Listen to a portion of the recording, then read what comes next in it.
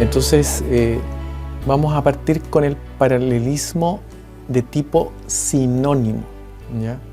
Yo traje aquí la definición para no dar algo así de memoria, ni tratar de explicar, sino que más bien traje la definición. La definición es esta: repetición del mismo pensamiento en dos frases diferentes, usando dos diferentes, aunque cercanamente relacionados, conjuntos de palabras, ¿ya?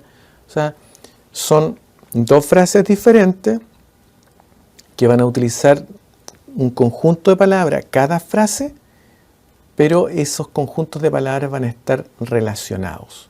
Ejemplos: Salmos 2:1, ¿ya? Fíjense aquí tenemos una frase, una línea y dos frases, A y B, ¿ya? Entonces, dice: ¿por qué se amotinan las gentes y los pueblos piensan cosas vanas? Es una pregunta, ¿ya? Pero fíjense que este paralelismo es sinónimo. ¿Por qué? Porque aunque estoy usando un distinto tipo de palabra, un conjunto distinto de palabras a esta frase que está acá, pero esos conjuntos de palabras están relacionados. Por ejemplo, aquí está hablando de las gentes, aquí está hablando de los pueblos, ¿ya?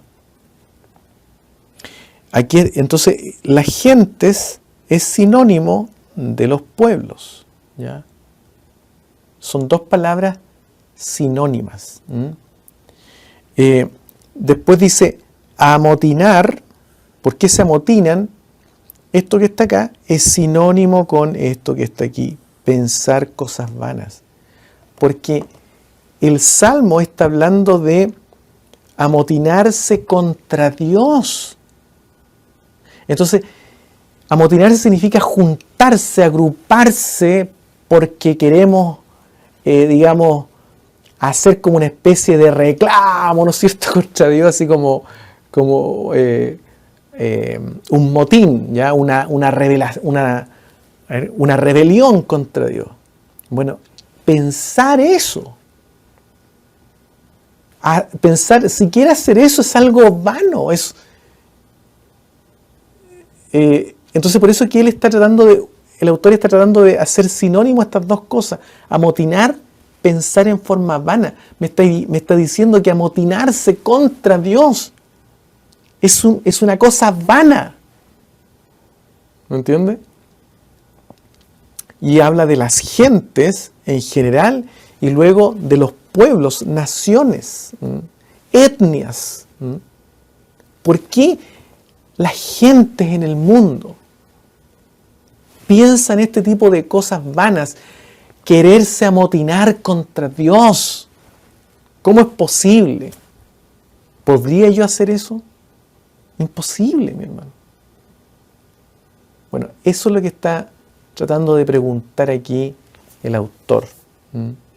Y a esta formulación que él hace se le llama paralelismo sinónimo, ¿ya? Porque las dos frases expresan el mismo pensamiento, la misma idea. Veamos esta que está acá, ¿no es cierto? Esta también es una línea, ¿no es cierto? Ya vimos, es una línea que tiene dos colones, ¿no es cierto? Por eso se llama bicolón. Y aquí está una frase, otra frase, dos frases, ¿ya? Y está diciendo lo siguiente: Jehová, ¿quién habitará en tu tabernáculo? ¿Quién morará en tu monte santo? Está haciendo una pregunta a Dios. ¿Quién habitará en tu tabernáculo? ¿Quién morará en tu monte santo? Bueno, estas dos frases forman un paralelismo sinónimo. Esta palabra que está aquí, habitar, es sinónimo con esta, morar. Tabernáculo es sinónimo con monte santo. Pero aquí nosotros, si nosotros analizamos este paralelismo, nos damos cuenta que el autor realmente está expresando algo pero súper lindo acá, ¿ya? Fíjense que la palabra habitar en el lenguaje original es diferente a la palabra morar en el lenguaje original. Ambas significan lo mismo, por eso son sinónimos, ¿ya? Pero la palabra habitar, la que se utiliza para generar esa traducción habitar, es una palabra que significa habitar de manera temporal. En otras palabras está diciendo, Jehová, ¿quién habitará de manera temporal en tu tabernáculo? ¿Y por qué le agrega este sentido de temporal? Utiliza una palabra así, ¿eh? Que todo el mundo cuando la leía, esta poesía decía, entendía que era una habitación temporal. ¿Quién habitará temporalmente en tu tabernáculo? Porque el tabernáculo era justamente el tabernáculo que Dios le dijo a Moisés que construyera y que se movía de un lugar a otro a medida que el pueblo avanzaba y que posteriormente, ¿no es cierto?, quedó establecido en ciertos lugares hasta que finalmente llegó a Jerusalén y después se reemplazó por el templo. Pero el tabernáculo era una tienda, nosotros ya sabemos eso. Pero eso era algo temporal. El tabernáculo o un templo es algo temporal. Por eso que está utilizando, ¿quién habitará temporalmente en tu tabernáculo? Podríamos trasladarlo para nuestra época. Señor, ¿quién habitará temporalmente en tu templo? En los templos que nosotros tenemos, ¿quién va a habitar ahí, Señor, temporalmente? Y el tabernáculo era sinónimo también, o era una figura de la presencia de Dios. No era cualquier cosa. Entrar al tabernáculo era presentarse ante Dios.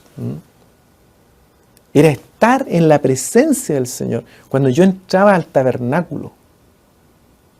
Entonces la pregunta es, ¿quién habitará temporalmente en esa tienda donde tú habitas? Donde tú estás. Pero ahora utiliza un sinónimo, porque vuelve a ser una pregunta. ¿Quién morará en tu santo nombre? Son sinónimos, ¿ya?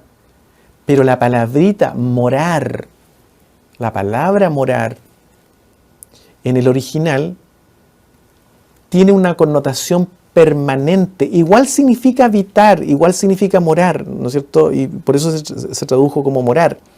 Pero tiene una connotación de permanencia. En otras palabras, ¿quién morará en forma permanente ahora? No temporal, permanente en tu monte santo. Por lo tanto, el monte santo aquí, en la segunda línea, no se está refiriendo a algo físico, el monte físico, sino que es habitar permanentemente con Dios. ¿Quién llegará a estar permanentemente contigo? Eso es lo que está tratando de decir el salmista. ¿Se da cuenta? Pero está utilizando la misma idea con palabras sinónimas. Pero a medida que nosotros vamos metiéndonos, ¿no es cierto?, vamos analizando esto, nos damos cuenta la riqueza que tiene cada frase que el autor va poniendo. Y esto está elegido en forma, mis hermanos, muy cuidadosa las palabras. Muy cuidadosa. Esto no es porque se le ocurrió nomás, ya pongámosle, voy a poner un sinónimo, a ver, voy a buscar qué sinónimo hay. No, en forma cuidadosa ellos fueron escribiendo, inspirados por el Señor. Es muy bonito esto. Y de hecho, a partir de la palabra Monte Santo, podemos desarrollar un tremendo tema aquí. Entonces, ¿quién habitará en este templo, en estos templos que hacemos nosotros los hombres, ¿ya? Que son temporales, se pueden destruir. Están consagrados para Dios, se pueden destruir. Pero, ¿quién habitará en tu santo monte, en el lugar donde tú habitas, donde tú estás? ¿Ya? En forma permanente contigo, ¿quién? Y empieza a entregar la respuesta después el salmista. ¿Se da cuenta? Entonces, es súper lindo, ¿ya? Uno puede aprender muchas cosas, hay mucha teología también, pero hay que tener cuidado porque, como les digo, uno de aquí podría en forma literal y pensar, entonces Dios habita en un monte físico y tiene que ser, Jerusalén, porque es la ciudad santa y ahí estaba el templo. Sí, es verdad, ahí estaba el templo, ahí está ubicada en forma temporal, ¿no es cierto?, el templo del Señor. Pero no es que Dios habite en ese lugar. Él es omnipresente, habita en todas partes. Pero la pregunta aquí es, ¿quién va a estar contigo en forma permanente?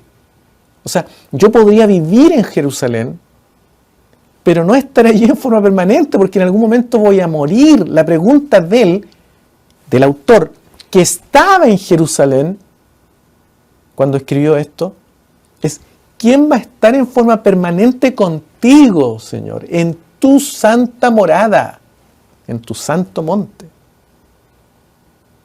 Entonces, y nos lleva a reflexionar, a pensar, a meditar, porque empieza a entregar una serie de cosas que caracterizan a aquel que va a ir a morar allí. ¿Ya? Bueno, eso es con respecto al paralelismo sinónimo. Sigamos avanzando. Otro tipo de paralelismo tiene que ver con el paralelismo antitético, ¿ya?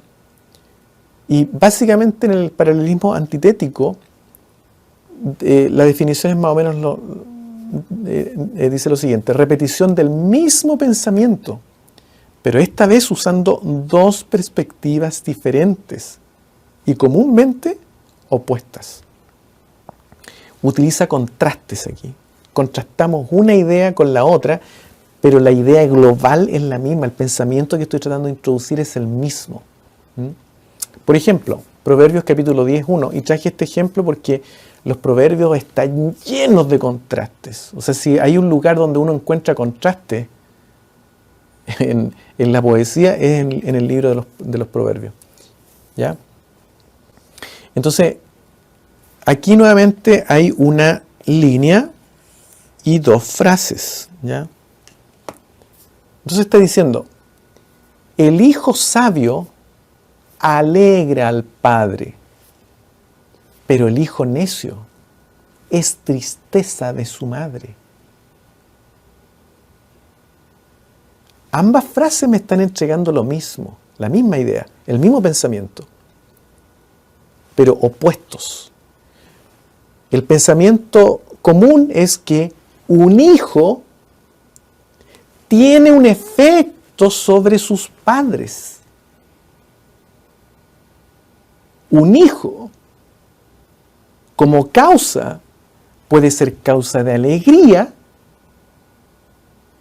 ¿no es cierto? Porque tiene un efecto, puede afectarlo para causar en el padre alegría, pero también puede afectarlo para causar en sus padres tristeza.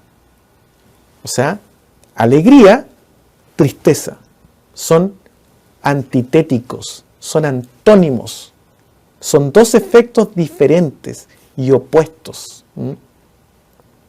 Ahora, ¿por qué el hijo sabio alegra al padre y el hijo necio es tristeza de su madre? Porque aquí también contrapone al padre con la madre.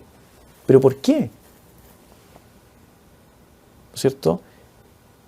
O sea, el efecto es alegría, tristeza. Pero quien causa alegría es un hijo sabio. Quien causa tristeza es un hijo necio. Y el sabio alegra al padre. Pero ¿por qué el necio es tristeza de su madre? Bueno.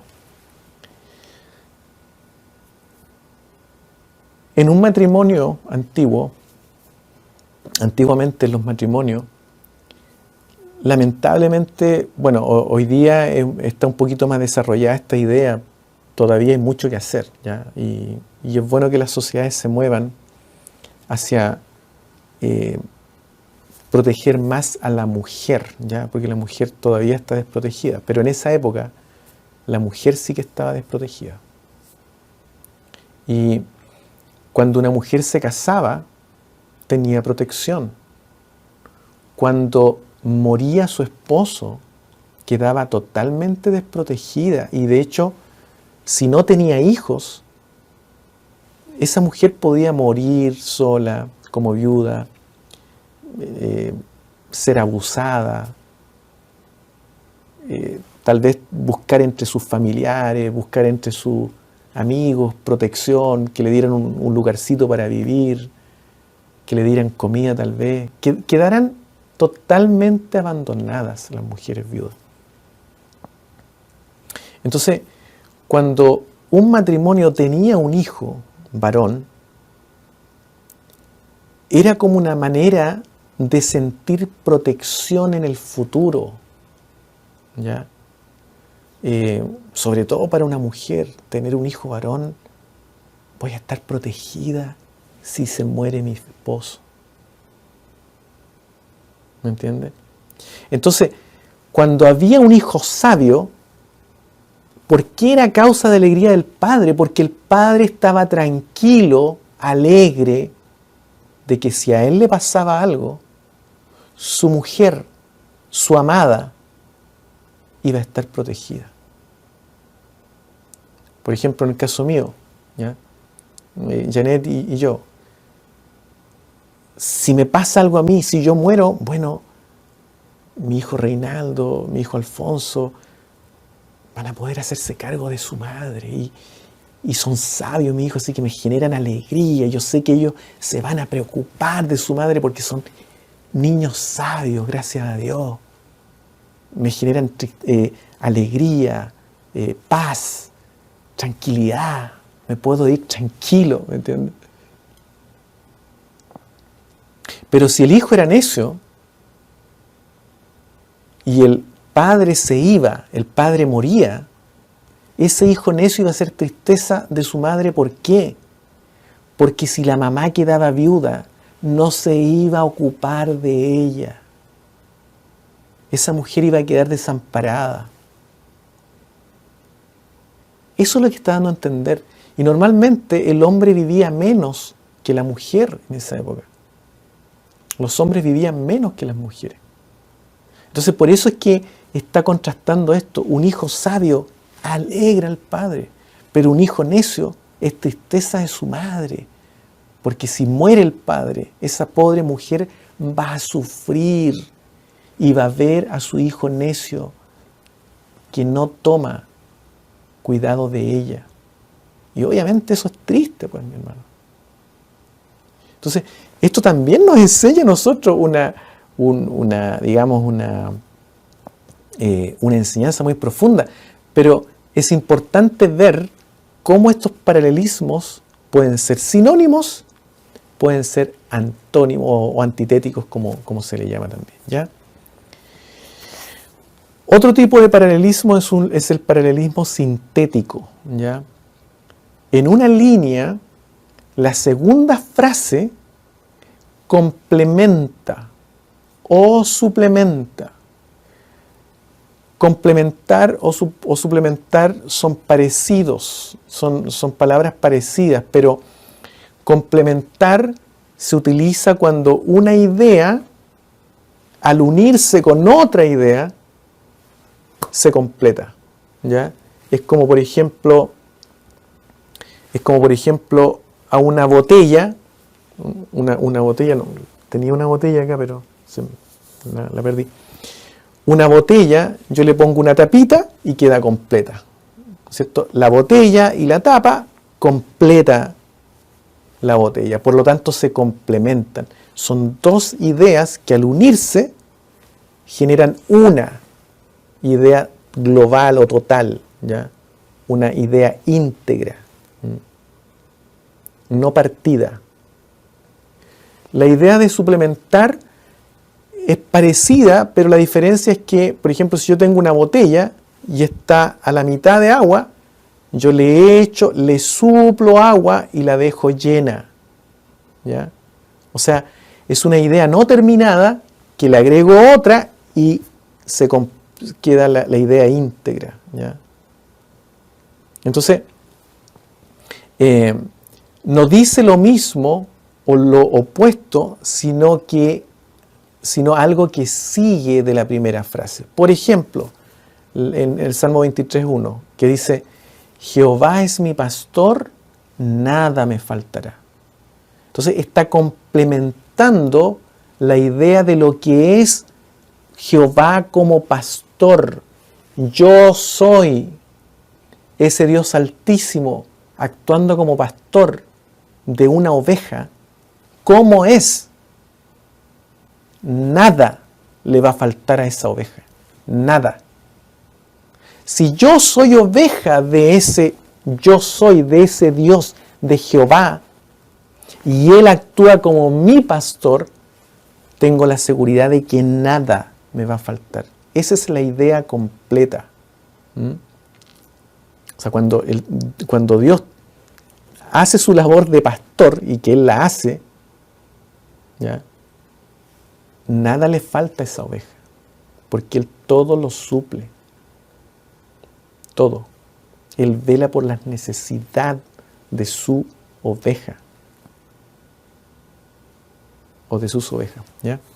Ese es el tipo de paralelismo sintético. Otro tipo de paralelismo tiene que ver con paralelismo emblemático.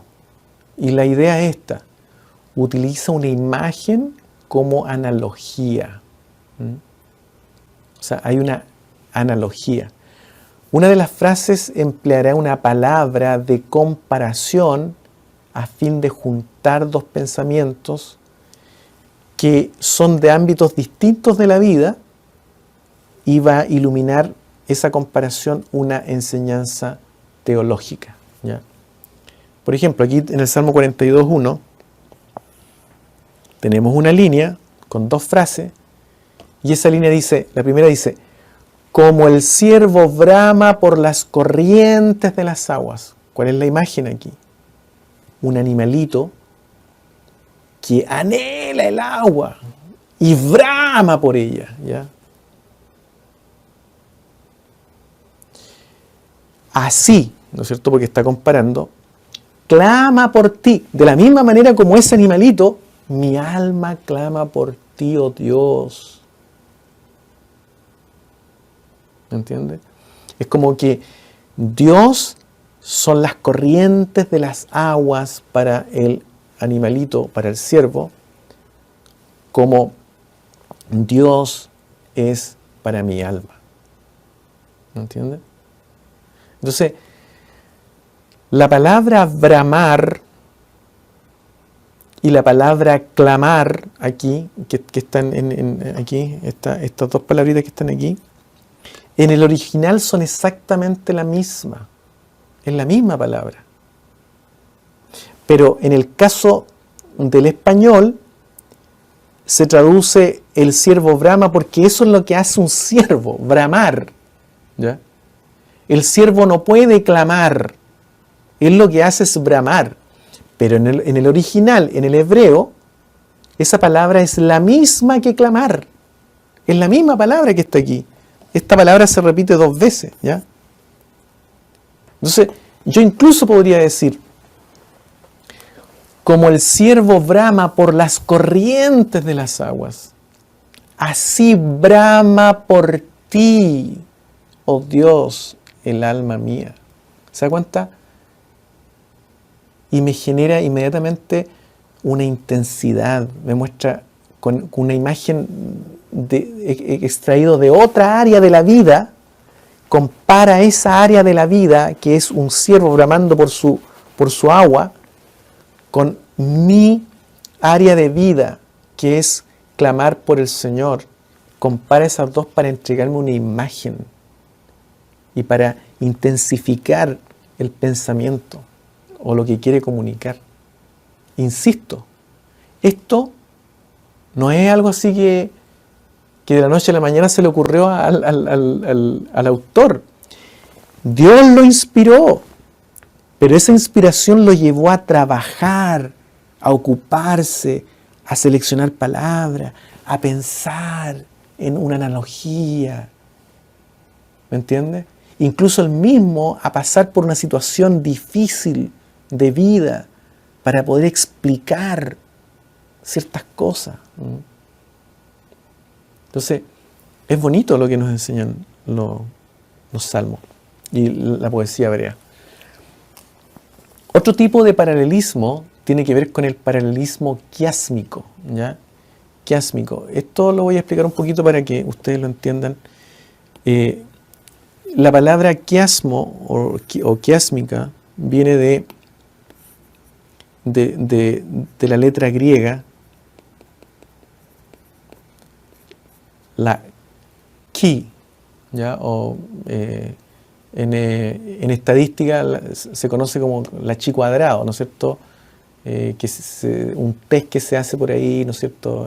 Estadístico, y que se le simboliza con esta misma letra, la chi, ¿ya? Que es como la X nuestra, ¿ya? Es como la X. De hecho, esta letra en forma mayúscula, porque esta es la minúscula, esta es la minúscula,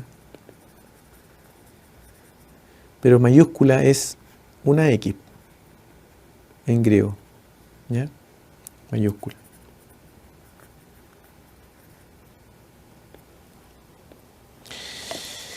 Entonces, lo que hace el autor aquí genera una figura de X, ¿ya? Entonces, por ejemplo, supongamos que hay 3 frases en una línea, ¿ya? Y después viene otra idea en otra línea, ¿ya? Entonces, por ejemplo, pone primero la idea A, la idea B, la idea C, después repite la idea C, después sigue con la misma idea B, pero distinta, y después la idea A. Pero las ideas son las mismas. Esta idea es la misma que esta, pero con distintas, digamos, conjunto de palabras, con un conjunto de palabras distinto. Lo mismo ocurre con esta. La letra B es la misma idea con la B', y la C es la misma con la C', ¿ya? Y termina con, este es el centro, esta es la médula. Aquí quiere apuntar el autor. El autor quiere apuntar a C'. Ahí está el meollo, ahí está la médula de la idea que él quiere entregar. Pero la empieza a desarrollar, ¿ya? La empieza a desarrollar hasta que llega a ese centro y después empieza a salir hacia afuera, ¿ya? Pero siguiendo las mismas ideas, ¿ya? Eso es más o menos. Entonces, esta forma, esta estructura, es la estructura de una X, ¿ya? Y hay algunos que la estructuran estas frases como X, ¿ya? Porque todavía se utiliza esta estructura. Pero esta estructura también se utilizaba en esa época. Y no solamente en poesía, sino que hay algunos que han detectado que capítulos enteros están puestos y elaborados de esa manera. Y hay otros también que especulan que libros completos dentro de la Biblia están, están estructurados capítulos por capítulo con esa estructura, pero eso ya es como una manera de ordenar el libro. Pero lo cierto es que en poesía ustedes pueden encontrar también esta estructura. Por ejemplo, en el Salmo 15, versículos 2 y 3, que tiene que ver con Jehová, ¿quién estará en tu santo monte? ¿Quién habitará en tu tabernáculo? ¿Quién morará en tu santo monte? Bueno, aquí está la respuesta, ¿ya? Dice, y se entrega en forma quiásmica, ¿ya? Dice, el que anda en integridad y hace justicia y habla verdad en su corazón. Luego, el que no calumnia con su lengua, ni hace mal a su prójimo, ni admite reproche alguno contra su vecino. Ese es el que va a habitar en forma permanente en tu santo monte. ¿Ya? Aquí está la respuesta de las preguntas anteriores. Pero veamos, por ejemplo, esta idea quiásmica aquí. ¿Ya? Por ejemplo, estas dos son la misma idea. ¿Cuál es la idea de estas dos frases? Una persona que habla verdad en su corazón, que no calumnia con su lengua. Está indicando que es una persona honesta, interiormente honesta. Y siempre se enfatiza en la Escritura que hay una correspondencia entre la honestidad del corazón y el comportamiento de la lengua, ¿ya? O lo que uno habla. Por eso que Jesucristo, Él decía, de la abundancia del corazón, habla la boca. ¿Ya? Entonces, una persona que es verdadera en su corazón, que es sincera por dentro, nunca va a calumniar con su lengua, jamás. Nunca se va a ver en ella que calumnie con su boca. ¿Me entiende? Porque es honesta. Esa es la médula que está entregando el autor. O sea, aquel que va a morar permanentemente en tu santo monte es aquel que es honesto. Honesto con todos. Con Dios, honesto. Con mis semejantes, honesto. Al extremo que nunca voy a calumniar con mi boca. Nunca voy a emitir una calumnia. Nunca voy a difamar a otro. No lo voy a difamar, no le voy a quitar la fama. Aunque otros hablen mal de mí y me den ganas también de hablar mal del otro, no lo voy a hacer, no lo voy a hacer, no. ¿Saben por qué? Porque yo quiero habitar en el monte santo, en forma permanente. ¿Me entiende? Esa es la idea que está entregando aquí el autor. Y después, esta idea se une también con esta. Y hace justicia, ni hace mal a su prójimo. Hacer justicia, ni hacer mal a su prójimo. Bueno, la justicia que Dios demanda de aquel que va a morar en su santo monte, no es el tipo de justicia terrenal. ¿Ya? Él demanda una justicia que es: al que te hace bien, hazle bien. Y al que te hace mal, hazle bien también. No le hagas mal. Por eso que se recomienda en la Escritura a nadie, ¿no es cierto?, hagas mal, sino vence con el bien el mal. Vence con el bien el mal. Hay veces que nos dan ganas de vengarnos, ¿no es cierto? Y de hacerle mal a alguien que me está haciendo mal. Bueno, el Señor me dice, no, vence con el bien el mal. Si te han hecho mal, haz un bien a esa persona. Y eso es hacer justicia. Ni hace mal a su prójimo. ¿Qué prójimo? ¿El que me ama a mí? Jesucristo enseñaba, ¿qué mérito tienes si le haces bien a aquel que te ama? ¿No hacen los gentiles lo mismo? La gente que no conoce a Dios, todos hacen lo mismo. Al que me hace bien, yo le hago bien. No, al que te hace mal, debes hacerle bien. Y caramba que es difícil. Eso solamente lo puede lograr el hombre con la gracia de Dios. No hay otra manera. Porque todos nosotros siempre vamos a procurar ser vengativos. es un problema que llevamos dentro. ¿Ya? Entonces, la idea B se junta con la idea B'. Y finalmente, la idea A con la idea prima. ¿Ya? El que anda en integridad, el que camina, el que se comporta en forma íntegra. Y mire cómo conecta estas dos ideas. Integridad. El que anda de manera cabal, completa, nada le falta. Esa persona que anda en integridad dice, no admite reproche alguno contra su vecino. No admite reproche alguno contra su vecino. Y esta palabra en nuestra Biblia, yo la traje porque así estamos estudiando, basándonos en la Biblia Reina y Valera.